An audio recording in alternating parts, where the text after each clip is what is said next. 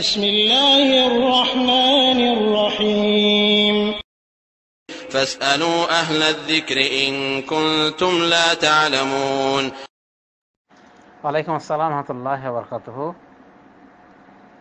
Last রয়েছে 389। বোন, আপনি জানতে চেয়েছেন, আর প্রশ্নটা মূলত আপনার হাজব্যান্ডের, যে আমার দেশে তো বেশিরভাগ মানুষ সহি তরিকায় নামাজ, রোজা, ইবাদত বন্দেগী এগুলি করে না। সুতরাং মসজিদে যে জামাতে নামাজ পড়া হয়ে থাকে, এখানে দেখা যায় যে অনেক বিষয়েই সহি হাদিস ফলো করা হয় না। তাই আপনার হাজব্যান্ডের প্রশ্ন যে এই জাতীয় মসজিদে জামাতের নামাজ পরিত্যাগ করে কি নিজে বাড়িতে একাকী পড়তে পারবো কি পারবো না, যেহেতু তারা সহিহ হাদিস অনুযায়ী আমল করে না, নামাজটা পড়ে না। তো আমি সহিহ হাদিস অনুযায়ী আমল করতে গিয়ে বাড়িতে আমি নিজে একাকী নামাজ পড়তে পারবো কি পারবো না, এ ছিল প্রশ্ন। এখানে লক্ষণের বিষয় বা যেটা আমাদের অবশ্যই দেখতে হবে যে ইমামের অবস্থাটা কি। আমাদের সে দুটি গ্রুপ রয়েছে, বেরেলভী, দেওবন্দি। বেরেলভী গ্রুপ সব থেকে কট্টর শিরিকবাদী। এদের নিকটে মানে ইসলাম বলতে শিরিক আর বিদাত। এরা সত্যিকার এবাদত বন্দেগীর চেয়ে বিদাতি কাজকর্ম, রসম রেওয়াজকে বেশি প্রাধান্য দিয়ে থাকে, এবং এদের ভিতরে শিরকের মানে মহড়া চলছে। এক কথায় শিরক বিদাত এদের ভিতরে আনলিমিটেড।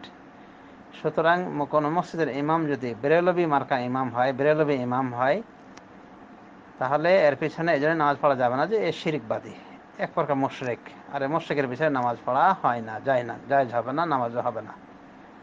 কিন্তু ইমাম যদি দেওবন্দি হয়ে থাকে বা সহি আকিদার হয়ে থাকে, তাহলে প্রশ্নই ওঠে না। সহি আকিদার লোকের পিছনে তো নামাজ পড়াই উচিত।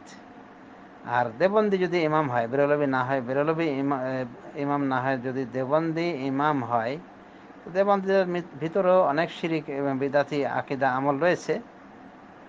তবে তাদের অনেকে শিরিক এবং বিদআতকে ঘৃণা করে, যদিও অজান্তে এগুলিতে পতিত হয়ে থাকে অনেক সময়। বলা যায় যে বেরেলভীদের তুলনায় দেওবন্দিরা অনেকটাই শিরিক বিদআত মুক্ত, যদিও সহিহ হাদিস বিরোধী অনেক আমল তাদের ভিতরে বিরাজ করছে, এবং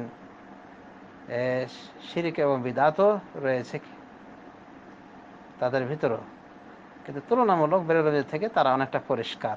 শিরিক বিদআত তাদের ভিতরে অনেকটাই কম, এবং অনেকে শিরিক করে না, ছোট শিরিক করলেও বড় শিরিকে লিপ্ত নয়। বলা যায় যে দেওবন্দীদের পিছনে কোনো রকম নামাজ পড়া বৈধ রয়েছে। সুতরাং জামাতের ইমাম যদি দেওবন্দি হন, তাহলে তার পিছনে নামাজ পড়তে হবে, একাকী এভাবে নামাজ পড়া যাবে না। কারণ দেওবন্দি ইমাম আর যাই হোক, তিনি বেরেলভীদের মতো কট্টর শিরিকবাদী নয়। অতএব দেওবন্দি ইমামের পিছনে নামাজ পড়া আশা করি বিধিসম্মত। যদিও অন্য ভালো ইমাম পাওয়া গেলে তার পিছনেই নামাজ পড়া উচিত। এক কথায় জামাতে নামাজ পড়া উচিত। এভাবে একাকী নামাজ পড়লে জামাতে শরিক না হওয়ার গুনাহ তার উপর বর্তাবে।